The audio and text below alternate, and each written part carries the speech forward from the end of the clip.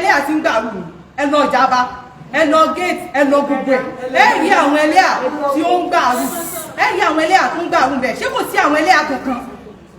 ìrànlọ́wọ́ wo lẹ ṣe àìmọye àwọn ẹlẹ́yà tó wà lára ń dìín tó yẹ pé ìyà ń jẹ wọn a sì mọ̀. bíi ogún bíi ọgbọ̀n ni wọ́n lọ sílé alájà Kafila Kaola nílùú Ìbàdàn o àwọn ẹlẹ́yà kan ni o ìyá ni wọ́n sọ pé oúnjẹ àwọn àti pé àwọn kò rí ìtọ́jú tó péye nílé àwọn àfáà Sunnah tí àwọn ń gbé gẹ́gẹ́ bí ìyàwó nínú ọ̀rọ̀ wọn náà ni wọ́n ti sọ pé bí àwọn kan nínú àwọn ṣe ń gbà báàrù bẹ́ẹ̀ làwọn míì ń jalè kiri o tí oníṣìná sì pọ̀ dáadáa látàrí àìrí ìtọ́jú tí ó péye ìrànlọ́wọ́ gbogbo ọmọ Nàìjíríà ni wọ́n ń wá o ṣá o ẹnu oníkan láti gbọ́ pọ̀hún ọ̀rọ̀ rèé o lẹ́nu àwọn ẹlẹ́yà tí wọ́n fi ìlú Ìbàdàn ṣe ibùgbé. Assalamu alaikum warahmatullahi wabarakatuh. Wa alaikum salam warahmatullahi wabarakatuh. Gbogbo ẹ̀yin ẹlẹ́yinjú àánú lágbàáyé a pè yín ni a bẹ̀ yín láti ran àwọn ẹlẹ́yà lọ́wọ́ kò ń ṣe láti wá fi ba ẹ̀sìn jẹ́ àbí láti wá fi tàbùkù Islam bọ̀tí nǹkan tó ń ṣẹlẹ̀ sí gbogbo àwọn ẹlẹ́yà lágbàáyé ni. Nígbà tá a wá sí ọ̀dọ̀ alájà wa Kaola umuli muminat ìyá wa dáadáa 3 hours a lò lẹ́nu géètì wọn kan tó ṣílẹ̀kùn fún wa pé àwọn ọkọ wa wọn ò fẹ́ràn wọn láwọn fẹ́ àwọn tún fẹ́ rí sáwọn ni tí ó sì jẹun tó rí bẹ́ẹ̀ a wá gbọ́ pé àfáà kan lọ bọ́ sórí net ó ń sọ wípé umuli muminat wọ́n sọ wípé òun fẹ́ fún wọn 1 million wọ́n fún àwọn ẹlẹ́yà yẹn ṣé kò sí ẹlẹ́yà tí ń gbàrú ẹ lọ Ìjàbá ẹ lọ gate ẹ lọ gbogbo ẹ rí àwọn ẹlẹ́yà tí ó ń gbàrú ẹ rí àwọn ẹlẹ́yà tó ń gbàrú bẹ̀ ṣé kò sí àwọn ẹlẹ́yà kankan ìrànlọ́wọ́ wo lẹ ṣe àìmọye àwọn ẹlẹ́yà tó wà lára ń dìín tó yẹ pé ìyà ń jẹ wọn a sì mọ̀ ẹ ṣèrànlọ́wọ́ kankan ìyá wa ẹlẹ́yinjú àánú ìtọ́ fẹ́ ṣèrànlọ́wọ́ fún wa ẹ bẹ̀rẹ̀ ń sìn àtúnfẹ́ bẹ̀rẹ̀ prógrámù sí ẹ tún flag wọn torí kíjẹ yín mọ́ bàá tán torí pé ẹ ti gbọ̀pọ̀lọpọ̀ owó torí pé ẹ ń ṣe àwa mùmínì ní ẹ ń ṣe wá ní àǹfààní tí ó sì rí bẹ́ẹ̀ àwa pé gbogbo àwọn ẹlẹ́yinjú àánú kó ṣàánú wa ọ̀pọ̀lọpọ̀ ó níṣẹ́ lọ́wọ́ kò rí níṣẹ́ rà ọ̀pọ̀lọpọ̀ ó kàwé kò níṣẹ́ àwọn pé gbogbo ẹ̀yin ẹlẹ́yinjú àánú láti ràn wá lọ́wọ́ wọ́n ṣe pé wọ́n parọ́ o wọ́n ṣe rọ́ rárá àwọn ẹlẹ́ àyàn náà rèé o wọ́n ṣe pé wọ́n parọ́ mọ́ yín. ẹ dìde ọ̀pọ̀lọpọ̀ nínú yín ẹ máa bá wa tẹ love and light love light ẹ bá wa tẹ wa share rẹ̀. ọ̀pọ̀lọpọ̀ nínú yín kò lè gbà káwé ẹlẹ́yà láti ẹnu géètì òun dèpòdépò yóò aláwọ̀ láti wọlé gbogbo àgbáyé ẹ ṣàánú wa àwọn ẹlẹ́yà yìí alọ́ má jẹ́ kí ara rẹ̀ àmì wọn ò tí tó tọ́ mọ́ síná ni o wọn ò tí tó lé bọ́ mọ́ síná ni wọ́n wá sọ pé umuli muminat ti rọ́nà pa wọ́n sọ oríṣiríṣi nípa wọn ìyá ẹlẹ́yinjú àánú tán gbà wá wípé ká má ráre ká má rìnrìn aburú ká má bẹ́ẹ̀sì jẹ́ ẹ wá ní wọn parọ́ wọn ò parọ́ gbogbo ẹ̀yin àfáà ilẹ̀ Ìbàdàn pátá tẹ̀ni alìsúnà pátápátá gbogbo àgbáláyé pátápátá àgàgà gbogbo àwọn àfáà alìsúnà wa nílẹ̀ Yorùbá yìí ìrànlọ́wọ́ wo lè gbé dìde fún àwọn ẹlẹ́yà ipe ká máa wá gba ìrànlọ́wọ́ látọwọ́ yín tọ́pọ̀lọpọ̀ táwọn ọ̀pọ̀lọpọ̀ ò bá yá tó bá lọ sọ́dọ̀ yín ẹlẹ́yìn náà mánéjì ni ẹ̀yin náà rí nǹkan kan jẹ kò sì rí bẹ́ẹ̀ ẹ gbogbo àgbáláyé ẹ ṣàánú wa àwọn ẹlẹ́yà nídìí ìrànlọ́wọ́ gan ọ̀pọ̀lọpọ̀ ní ṣàrù ọ̀pọ̀lọpọ̀ ní ẹni tó bá lóun fẹ́ fún wọn 1 million yẹn ṣé kò sí ẹlẹ́yà wò kó tọ́ka sí ẹlẹ́yà kan àbẹ́yàn kan tó ti àtàrà rẹ̀ là kó sọ tó lóun fún wọn 1 million wọ́n fún wọn ẹ ò ṣe wá fún wọn 1 million kó tó dìgbà náà pé ẹ fi ṣe mùsùlùmí lóore ẹ fi ṣàwọn mùmínà lóore gbogbo àgbáyé la pè láti ran àwa ilé ayé láti ràn wá lọ́wọ́ gbogbo yín la pè o ààrẹ mùsùlùmí gbogbo yín la pè. Naam, alhamdulillahi rabbil alamin. Mo tún nídìí ẹnìkan sí kó tó di pọ́n máa flag ẹ̀. Ẹ máa bá wa tẹ love and light. Ṣẹ́rí nǹkan tí mo fẹ́ ni pé ẹ wò ó, ṣẹ́rí pé mo ti dúró sáàrin àwọn ẹlẹ́yà yẹn. Ní tí mo fẹ́ lọ́dọ̀ gbogbo ẹ̀yin olóríire pátá, òun náà ni pé kẹ́ ẹ bá mi ran àwọn ẹlẹ́yà lọ́wọ́. Èmi fúnra ara mi lórí ìdúró mi yìí, pẹ̀lú àánú Ọlọ́run, èmi ò fún wọn ní súnmọ́ bí Idris, mọ́ lọ jìnnà. Èmi fúnra ara mi gẹ́gẹ́ bí umul muminat ní agbára ju 500,000 naira lọ.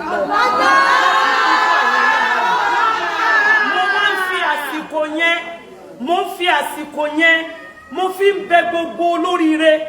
lọ́kùnrin lóbìnrin lọ́mọdé lágbàlagbà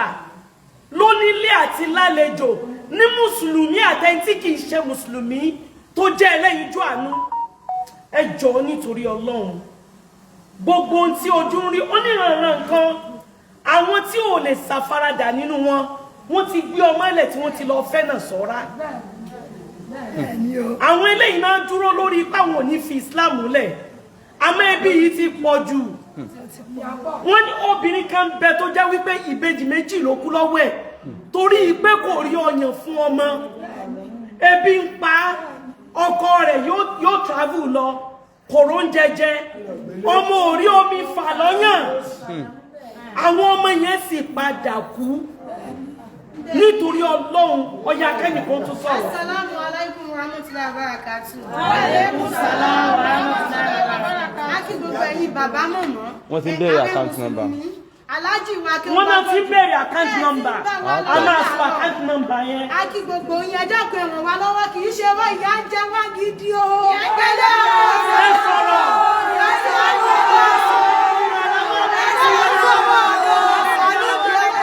Ọya ẹ̀ka tí yóò kàn fún mi.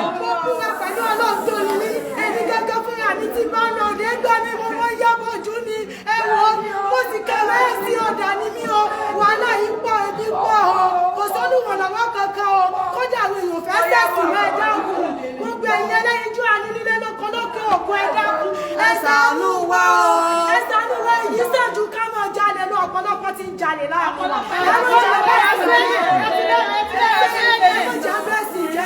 Ọ̀pọ̀lọpọ̀ ti kú láàrin wa torí ẹ̀láwọ̀ ẹ̀jẹ̀ sára wa jọ láti sára wa jọ láti bára wa sọ dàní gbogbo ẹ̀rọ jà dára wọn torí àwọn afúnra wa gán mọ̀ káwọn ẹlẹ́ra wa. Ẹ má pariwo. Àwọn ẹlẹ́ra ti ṣe sí náà mọ̀ pé wọ́n wá o tí èsì eré tó jẹ́ pé jà ló mú wọn débẹ̀. Ẹ dákun ṣàánú ẹjọ́ torí ọdún ẹ̀bẹ̀ là ń bẹ̀ yín ẹ dákun ẹ̀yin èèyàn yìí o ẹ dákun ẹ mọ̀jà bẹ́ẹ̀ sì jẹ́ ẹ dákun ẹ mọ̀jà bójú yín jẹ́ ẹ̀yin lásìwájú wa ẹ̀yin lẹ́ni rẹ̀ ẹ̀yin lẹ́yìn ju àánú ẹ dákun ẹ mọ̀jù kò nítorí yín bàjẹ́ dákun ṣé yín Mákindé Akí Àlàbí gbogbo ẹ̀yin pírẹsidẹ́ǹtì wa orí ìyá mi ò fàtí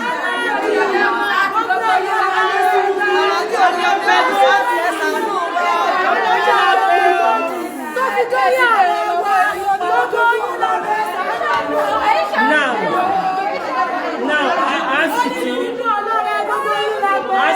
I ask you to Sallu ala Nabi al-Karim. Now, my brothers and sisters in Islam or in the world, I want to call another person now, among of them, to come and tell us the matter in English language. What is the name of the person? Okay. You can speak louder. This is the voice of the Nicobite, Ẹlẹ, Oyo State, Ìbàdàn. We are here to plead for assistance. Please, we are all educated. We have various skills. We need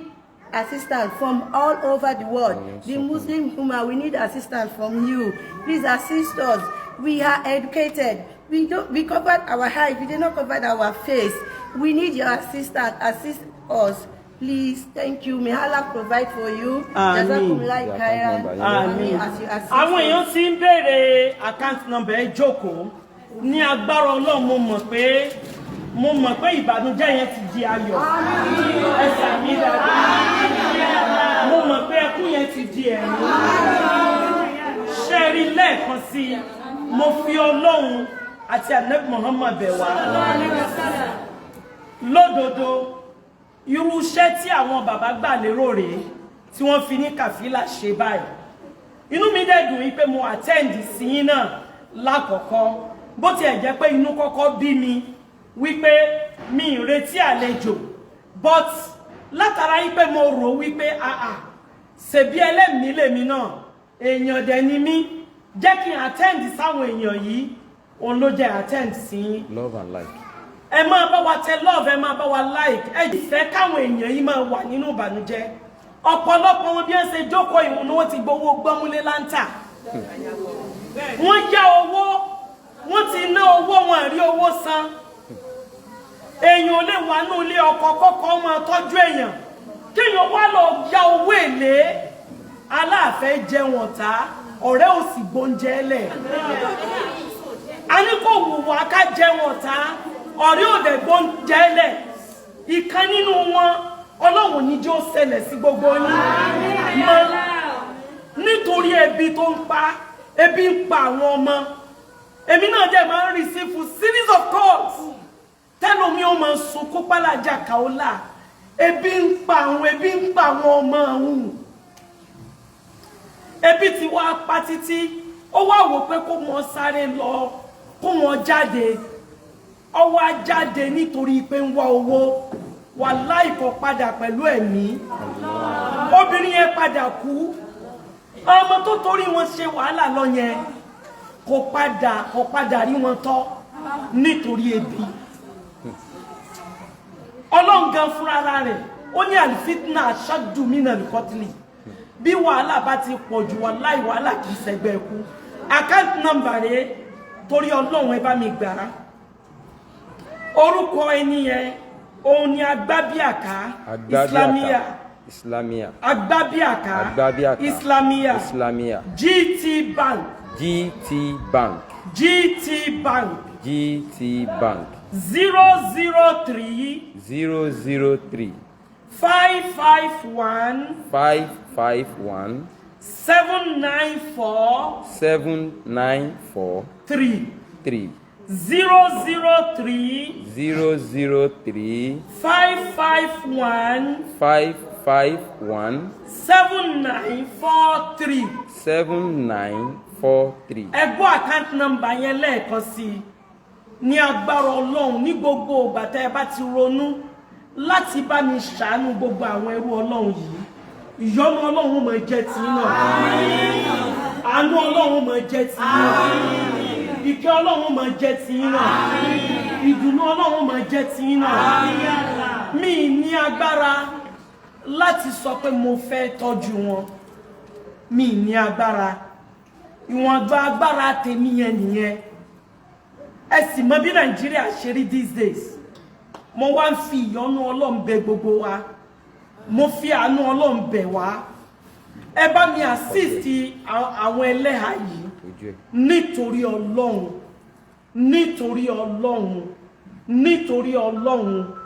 ẹ bá mi ràn wọ́n lọ́wọ́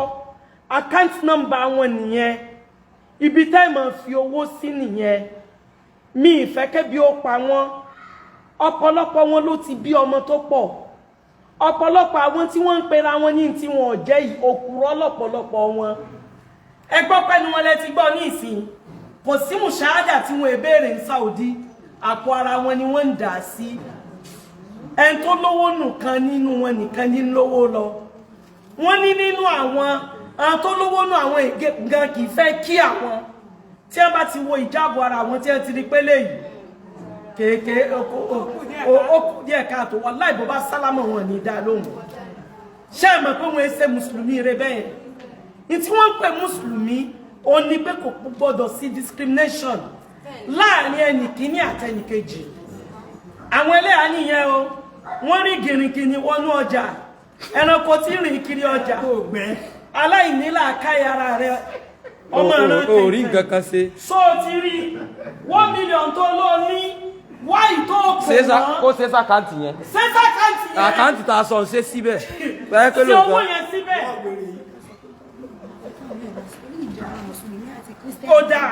ìwọ náà fẹnu ara rẹ sọ kó o sì fọ́n sókè. a rò wípé a fẹ́ sọ pé ìjọba yìí a fẹ́ káwọn gómìnà wa pẹ́sidẹ́ǹtì wa kí wọ́n dá sí kí wọ́n ràn wá lọ́wọ́ nítorí pé ìjọba yìí lórí mùsùlùmí àti kírísítẹ́nì níjọba lé lórí ẹ dákun ẹ ṣàánú wa àti kírísítẹ́nì àti mùsùlùmí níjọba dẹ̀ ń ṣe lé wa lórí ẹ ṣàánú wa ẹ̀yin la ní gbogbo ẹ̀yin gómìnà àti nílé lóko àti lóko. ààrẹ mùsùlùmí of Yorùbá land Edo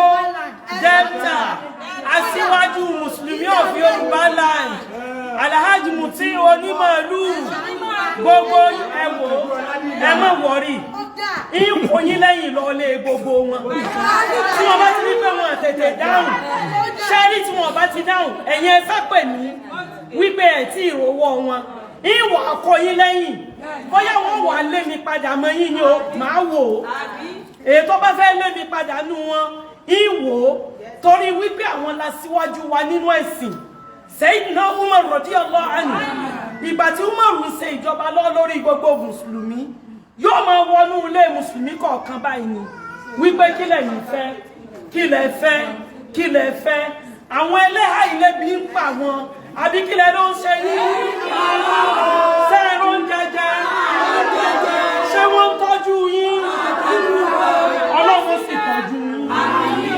Àwọn pé torí pé àṣìṣe owó sí wọn lọ́wọ́ a tún wá fẹ́ fi kún pé kódà tí wọ́n bá lè ṣàánú wa débi pé àwọn ẹlẹ́hà yìí àwọn ẹlẹ́hà Nàìjíríà ìbọn bá lè ṣàánú wa débi pé wọ́n kọ́ ilé kan fún wa tí wọ́n ti mọ̀ páwọn ẹlẹ́hà lélẹ̀ táwọn registered under government wọ́n gbọ́ àǹfààní ìrànlọ́wọ́ tó bá fẹ́ ṣe fún wa kọ́mọ mu wá bá wa ń bẹ̀ tó bá tún wá rí ẹlẹ́hà tí ń tọrọ bára àbí tó fẹ́ mọ̀ bẹ̀ sí jà àbí tí ń salábàárù kí wọ́n gbé e torí wọ́n mọ̀ páwọn ti ṣèrànlọ́wọ́ ńlá ribiribi fún wa ti ṣáájú jọ wọ́n ti kọ́lé ńlá fún wa tó yẹ wà bẹ́ẹ̀ ẹ ti dáwà lóko ẹ bá ní ìdìrànlọ́wọ́ yóò lọ ọbẹ̀ àkòyẹ yóò dákò ìjọba pé àwọn ẹni báyìí wọ́n ní ìdìrànlọ́wọ́ yín nígbà báyìí nínú àwẹ̀ ni o nígbà ọdún ni ṣe bó ní tẹ́ máa ń fáwọn kírísítẹ́nì ẹjọ́ mọ̀ ṣẹlẹ̀ sáwọn náà ẹ dákun èèyàn ní wá ojúlàbọ̀ àbọ̀kọ ẹ dákun ẹ̀yin ìjọba wọ́n rí gbogbo wọn náà láti ṣèjọba ẹ rántí ti wá náà ẹ dákun ẹ ṣàánú wa tẹ́ ẹ bá lè ṣe bí ẹjẹ́ lọ́dún wà rẹ́jísítàdì kódà ní kí òṣìṣẹ́ ìjọba wọn ìfẹ́ gbẹlẹ́ ẹgbẹ́ kí wọ́n jọ ẹgbẹ́ kan ṣàánú yín àwọn opó ń bẹ nínú wọn tọkọ rẹ̀ ti kú àwọn tí ọkọ wọn ò kú tí wọn ń tọ́jú ìyàwó ó pọ̀ nínú wọn àwọn tọkọ wọn ń bẹ láyé bí aláìsí ó pọ̀ nínú wọn ọ̀pọ̀lọpọ̀ wọn sì ti bímọ tó kù ẹ jọ̀ọ́ mo fi Ọlọ́run bá lékè ọlá bẹ̀yìn gbogbo yín pátá náà ẹ̀ ní sunkún lórí oore yín gbogbo yín yẹn ẹ̀ ní daláìní gbogbo yín ẹ̀ ní dolòsì gbogbo yín ẹ̀ ní dàtọrọ jẹ àwọn àgbàlagbà wọn ni ó dà òun náà lọmọdẹgbẹ bí ó dáa púpọ̀ bó ṣe rí ìjú kí wọ́n máa jalè lọ irú ìjókòó yìí ó bẹ́tà àgbèrè béèyàn bá ń ti ọwọ́ tó ń dùn bọ abí aṣọ èèyàn ń ṣera rẹ̀ ní èmi appreciate yín o mo kú yín kan o pẹ̀lú Ọlọ́run di àfúláṣí Ọlọ́run ó pẹ̀lú yín o Ọlọ́run ó ṣàánú yín ó yẹ ẹ kó account number yẹn lẹ́ẹ̀kan sí ẹ kó account number yẹn lẹ́ẹ̀kan sí Agbábíàká Islamia Agbábíàká Islamia GT Bank àwọn méjì náà máa receive aláàtì ẹ̀ láàrin gbogbo wọn wọ́n dẹ̀ ní àmánà wọ́n ní àmùnù sẹ́ni yìí ẹ̀mí wọn balẹ̀ sí 003 55 17 943 003 55 17 943 ọ̀nà ni account number tí ẹ bá wa ṣe ìtọrẹ àánú sí Ọlọ́run yóò máa bá wa pẹ̀lú gbogbo yín ó yẹ kí gbogbo àwọn èèyàn pé ẹ ṣé o.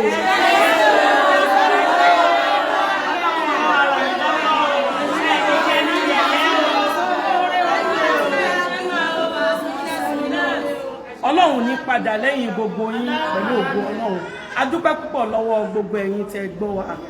adúpẹ́ gan ẹ máa bá wa share rẹ̀ rẹpẹtẹ mo fẹ́ kó wọ ìgboro ayé lọ nítorí Ọlọ́run mo fẹ́ kẹ́ ẹ bá mi assist gbogbo àwọn ẹ̀yà yìí wọ́n ní àwọn tó 1000 abẹ́ ẹ̀ sọ bẹ́ẹ̀ wọ́n ní wọn bá àwọn táwọn rí àsẹ́mi tí mo ń sọ pé 50 àsẹ́mi tí ẹ̀ àsẹ́ǹtì wọ́n lọ́wọ́ ọkọ̀ ní òjẹ́ kí gbogbo àwọn ẹ̀yà pé ẹ dákun ẹ jọ̀ọ́ Ọlọ́run ó pẹ̀lú wa ní agbára Ọlọ́run ìdùnnú àti ayọ̀ náà la máa fi pàdé ìyọ́nú Ọlọ́run ìkẹ́ rẹ̀ ìdùnnú rẹ̀ àlùbáríkà rẹ̀ oore rẹ̀ Ọlọ́run ó jọ máa bá gbogbo wa gbé lágbára Ọlọ́run 080 gbogbo ẹnikẹ́ni tó bá fẹ́ pè mí lórí ọ̀rọ̀ yìí ẹ pè mí ẹ bá mi sọ̀rọ̀ ní agbára Ọlọ́run lágbára Ọlọ́run gbogbo ń tẹ́ ẹ bá ṣe ẹni ó fún wọn ní 1,000 Ọlọ́run fi 10,000 rọ́pò ẹni ó fún wọn ní 10,000 Ọlọ́run fún wọn mílíọ̀nù rọ́pò kò sí iye tó kéré kò sí iye tó kéré ìbá jẹ́ 1 million ìwọ tó olówó ní 1 million jù síbẹ̀ tó o bá fẹ́ ká Rúbẹ̀ nílò Rúbẹ̀ tó o bá fẹ́ mọ̀ wípé kò jẹ́ nǹkan kan sẹ́ tó o bá fẹ́ mọ̀ wípé ìwọ lówó àní ọ̀jẹ̀ nǹkan kan jù sínú account number Islamia Rúbẹ̀ ní ìwọ ni ó já kọ́ra láti ẹ̀kọ́ ti fún Rúbẹ̀ ní ibo ni ó ti rí Ọlọ́run pẹ̀lú wa assalamu alaikum wa rahmatullahi wa barakatuh. Wa alaikum salam. Yẹ ti dúró láti flag ẹ̀ ó yẹ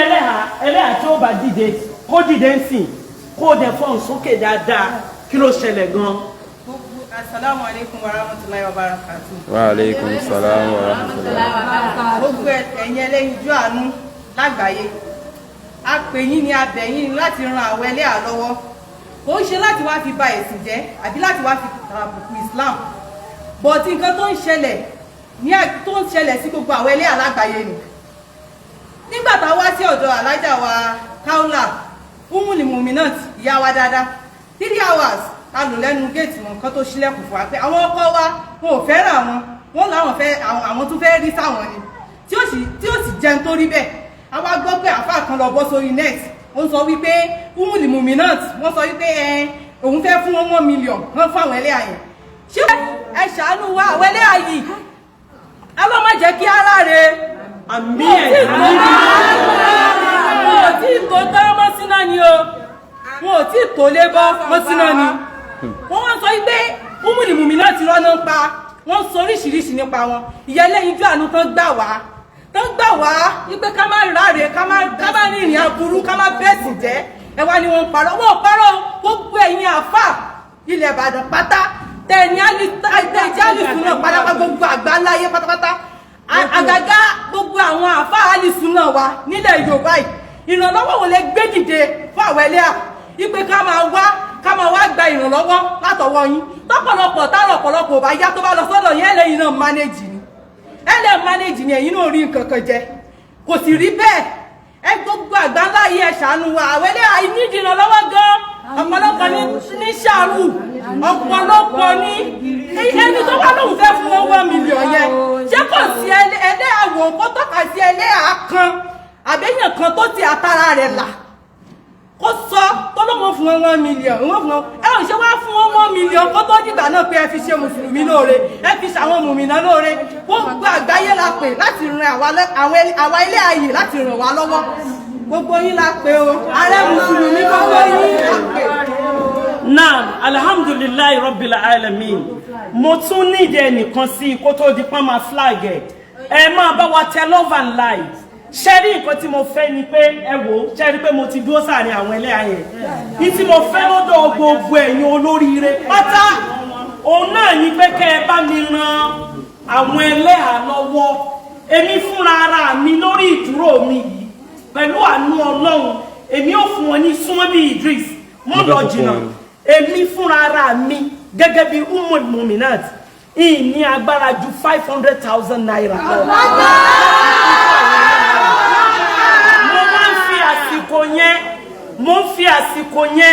mo fi ń bẹ gbogbo olóríire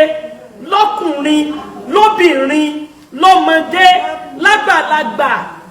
lónílé àti lálejò ní mùsùlùmí àtẹ̀ntí kìí ṣe mùsùlùmí tó jẹ́ ẹlẹ́yinjú àánú ẹ jọ̀ọ́ nítorí Ọlọ́run gbogbo ohun tí ojú ń rí onírànràn nǹkan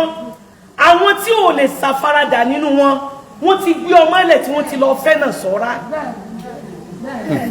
àwọn eléyìí náà dúró lórí ipá wọn ò ní fi Islam lẹ̀ àmọ́ ẹbí yìí ti pọ̀ jù wọ́n ní obìnrin kan bẹ tó jẹ́ wípé ìbejì méjì ló kú lọ́wọ́ ẹ̀ torí pé kò rí ọyàn fún ọmọ ebi ń pa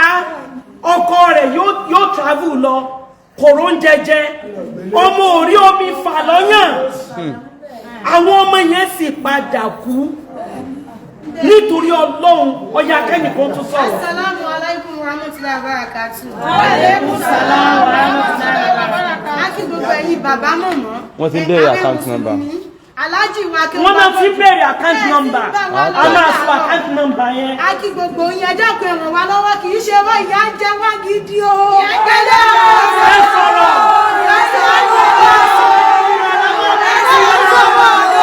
ó yẹ ká tí yóò kàn fún mi. mo búra pẹ̀lú ọlọ́ọ̀tọ́ ni ẹni gẹ́gẹ́ fún àmì tí bá lọ òde gbọ́ mi mo mọ yábọ̀ ojú ni ẹ̀wọ̀ mo sì kẹ̀wé sí ọ̀dà ni mí o wàhálà yìí pọ̀ ẹbí pọ̀ o kò sọ́dún lọ́wọ́ kankan o kódà àwọn èèyàn fẹ́ sẹ́sùn rẹ̀ dákun gbogbo ẹ̀yìn ẹlẹ́yinjú àní nílé lóko lókè òkú ẹ̀ dákun ẹ ṣàánú wa o ẹ ṣàánú wa èyí sẹ́jú ká máa jalè lọ ọ̀pọ̀lọpọ̀ ti ń jalè láàpọ̀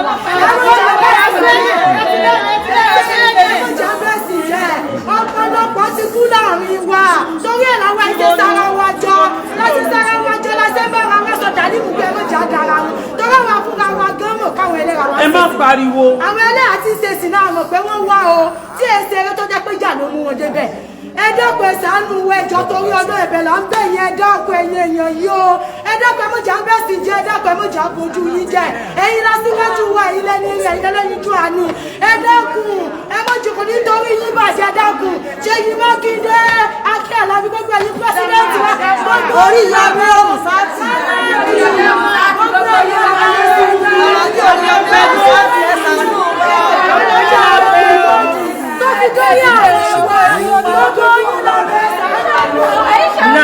Now, I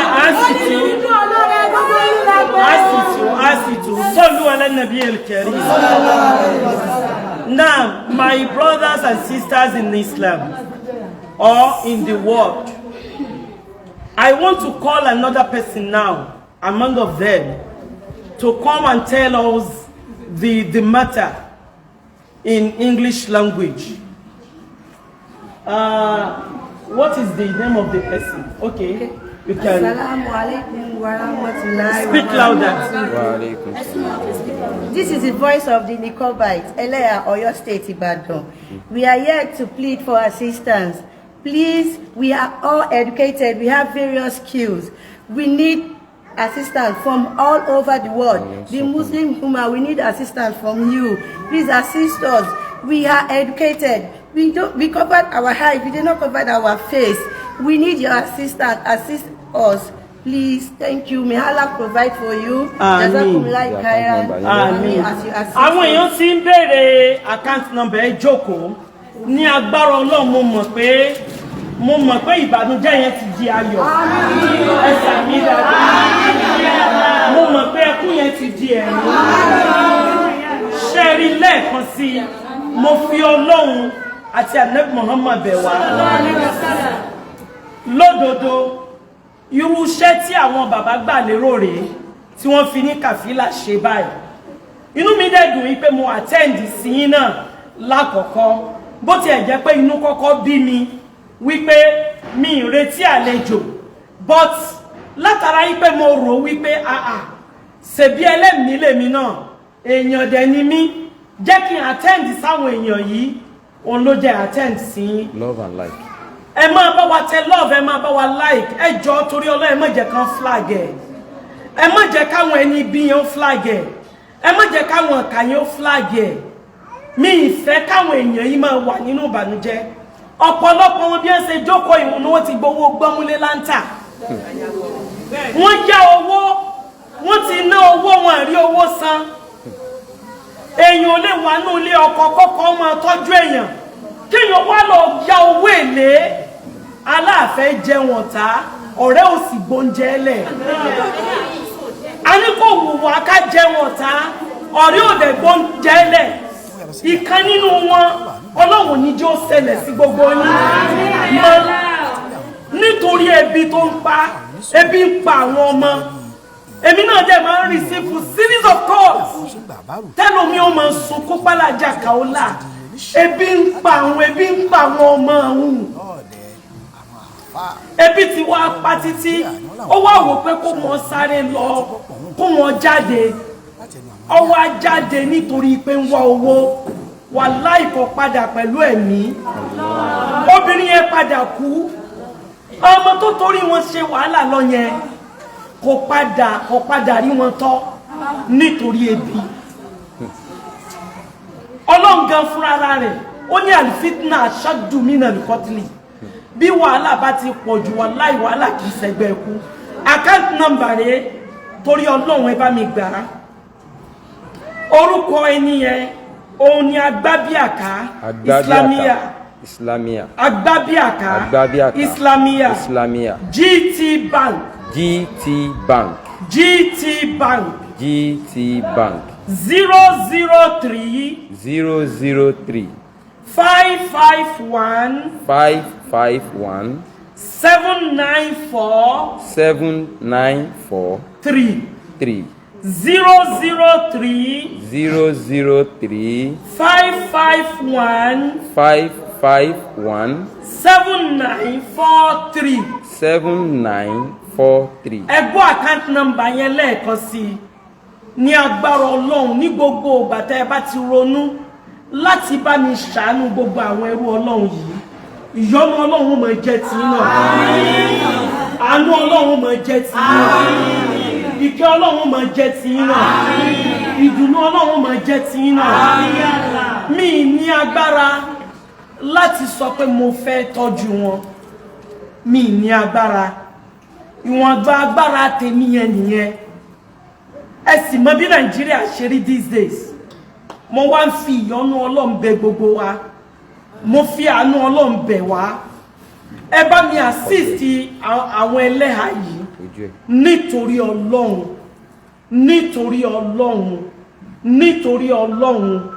ẹ bá mi ràn wọ́n lọ́wọ́ account number wọn nìyẹn ibi tẹ́ máa fi owó sí nìyẹn mi ìfẹ́ kẹ́bi ó pa wọ́n ọ̀pọ̀lọpọ̀ wọn ló ti bí ọmọ tó pọ̀ ọ̀pọ̀lọpọ̀ àwọn tí wọ́n ń pera wọn ní tí wọn ò jẹ́ òkúrọ́ lọ́pọ̀lọpọ̀ wọn ẹ gbọ́ pẹ́nu wọn lẹ ti gbọ́ ní ìsìn kò sí mùsáádà tí wọn èbéèrè ní Saudi àpò ara wọn ni wọ́n ń dà sí ẹni tó lówó nìkan nínú wọn nìkan ní lówó lọ wọ́n ní nínú àwọn tó lówó nù àwọn gan kì í fẹ́ kí àwọn tí wọ́n bá ti wo ìjábọ̀ ara wọn tí wọ́n ti rí pélé yìí kéèké ó díẹ̀ káàtó wallahi bó bá sálámọ̀ wọn ní dá lóhùn ṣé ẹ mọ̀ pé wọ́n ṣe mùsùlùmí rẹ bẹ́ẹ̀ ní tí wọ́n ń pè mùsùlùmí ó ní pé kò gbọ́dọ̀ sí discrimination láàrin ẹnì kíní àti ẹnì kejì àwọn ẹlẹ́yà nìyẹn o wọ́n rí gìrìgìrì wọnú ọjà ẹranko tí rìn kiri ọjà aláìníla káyàrá rẹ ọmọ ìran tètè orí nǹkan kan ṣe so ti rí 1 million tó ló ní wáyì tó kò mọ́ kó ṣe sàkáǹtì yẹn àkáǹtì tá a sọ ṣe síbẹ̀ sí owó yẹn síbẹ̀ ó dáa ìwọ náà fẹnu ara rẹ sọ kó o sì fọ́n sókè. a rò wípé a fẹ́ sọ pé ìjọba yìí a fẹ́ káwọn gómìnà wa pẹ́sidẹ́ǹtì wa kí wọ́n dá sí kí wọ́n ràn wá lọ́wọ́ nítorí pé ìjọba yìí lórí mùsùlùmí àti kírísítẹ́nì níjọba lé lórí ẹ dákun ẹ ṣàánú wa àti kírísítẹ́nì àti mùsùlùmí níjọba dẹ̀ ń ṣe lé wa lórí ẹ ṣàánú wa ẹ̀yin la ní gbogbo ẹ̀yin gómìnà àti nílé lóko àti lóko. ààrẹ mùsùlùmí of Yorùbá land Edo Delta aṣíwájú mùsùlùmí of Yorùbá land Alhaji Muti onímọ̀lú gbogbo ẹ̀wọ̀ ẹ má wọ̀rí ìkò yín lẹ́yìn lọ́lé gbogbo wọn tí wọ́n bá ti rí pé wọ́n tètè dáhùn ṣẹ́rí tí wọ́n bá ti dáhùn ẹ̀yin ẹ fẹ́ pè mí wípé ẹ̀ tí ìrọwọ́ wọn ìwà akọ yín lẹ́yìn bóyá wọ́n wà lé mi padà mọ́ yín ni ó máa wò ó èyí tó bá fẹ́ lé mi padà nú wọn ìwò torí wípé àwọn lásìwájú wa nínú ẹ̀sìn Sayyidina Umar radiyallahu anhu ìgbà tí Umar ń ṣe ìjọba lọ lórí gbogbo mùsùlùmí yóò máa wọnú ilé mùsùlùmí kọ̀ọ̀kan báyìí ni wípé kí lẹ̀yin fẹ́ kí lẹ fẹ́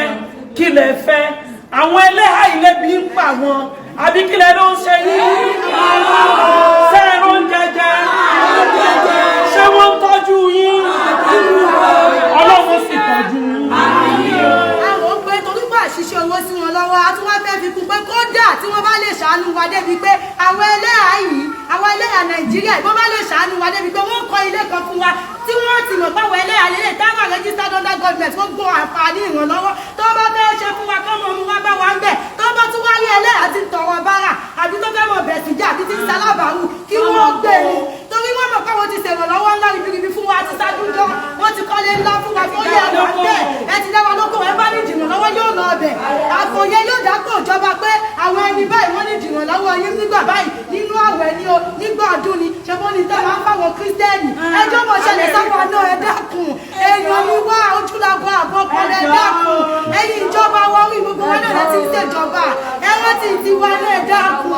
ẹ ṣàánú wa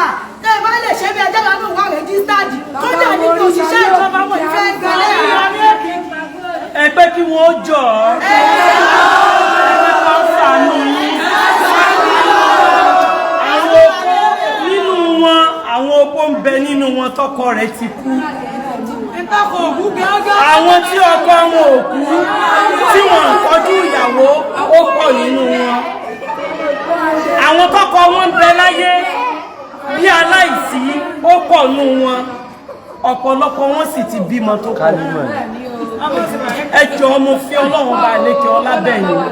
gbogbo yín pátá náà ẹ̀ ní sunkún lórí oore yín gbogbo yín yẹn ẹ̀ ní daláìní gbogbo yín ẹ̀ ní dolòsì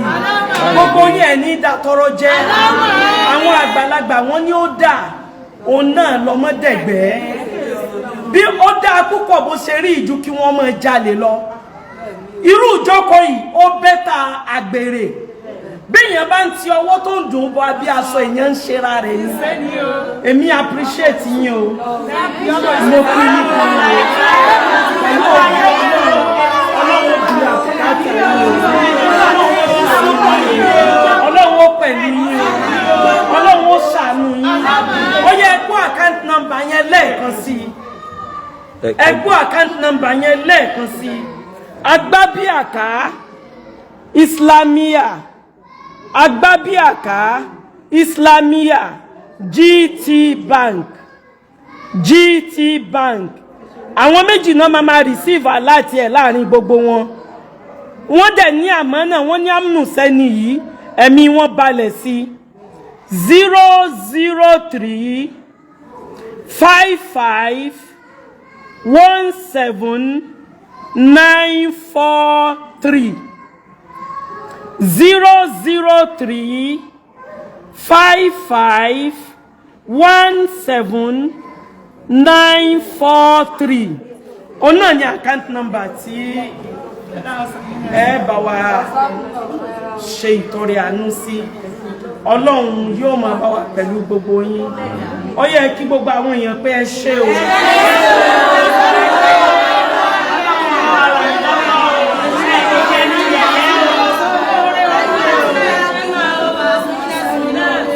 Ọlọ́run ní padà lẹ́yìn gbogbo yín pẹ̀lú ògo Ọlọ́run adúpẹ́ púpọ̀ lọ́wọ́ gbogbo ẹ̀yin tẹ́ gbọ́ wa adúpẹ́ gan ẹ máa bá wa share rẹ̀ rẹpẹtẹ mo fẹ́ kó wọ ìgboro ayé lọ nítorí Ọlọ́run mo fẹ́ kẹ́ ẹ bá mi assist gbogbo àwọn ẹ̀yà yìí wọ́n ní àwọn tó 1000 abẹ́ ẹ̀ sọ bẹ́ẹ̀ wọ́n ní wọn bá àwọn táwọn rí àsẹ́mi tí mo sọ pé 50 àsẹ́mi tí ẹ̀ àsẹ́ǹtì wọ́n lọ́wọ́ ọkọ̀ ní òjẹ́ kí gbogbo àwọn ẹ̀rọ pé ẹ dákun ẹ jọ̀ọ́ Ọlọ́run ó pẹ̀lú wa ní agbára Ọlọ́run ìdùnnú àti ayọ̀ náà la máa fi pàdé ìyọ́nú Ọlọ́run ìkẹ́ rẹ̀ ìdùnnú rẹ̀ àlùbáríkà rẹ̀ oore rẹ̀ Ọlọ́run ó jọ máa bá gbogbo wa gbé lágbára Ọlọ́run 080 gbogbo ẹnikẹ́ni tó bá fẹ́ pè mí lórí ọ̀rọ̀ yìí ẹ pè mí ẹ bá mi sọ̀rọ̀ ní agbára Ọlọ́run lágbára Ọlọ́run gbogbo ń tẹ́ ẹ bá ṣe ẹni ó fún wọn ní 1000 Ọlọ́run ó fi 10,000 rọ́pò ẹni ó fún wọn ní 10,000 Ọlọ́run fún wọn mílíọ̀n rọ́pò kò sí iye tó kéré ìbá jẹ́ 1 million ìwọ tó olówó ní 1 million jù síbẹ̀ tó bá fẹ́ ká Ruben tó bá fẹ́ mọ̀ wípé kò jẹ́ nǹkan kan sẹ́ tó bá fẹ́ mọ̀ wípé ìwọ lówó àní ọ̀jẹ́ nǹkan kan jù sínú account number Islamia Ruben ni ìwọ ni ó já kọ́ra láti ẹ̀kọ́ ti fún Ruben ni ibo ni ó ti rí Ọlọ́run pẹ̀lú wa assalamu alaikum wa rahmatullahi wa barakatuh wa alaikum salam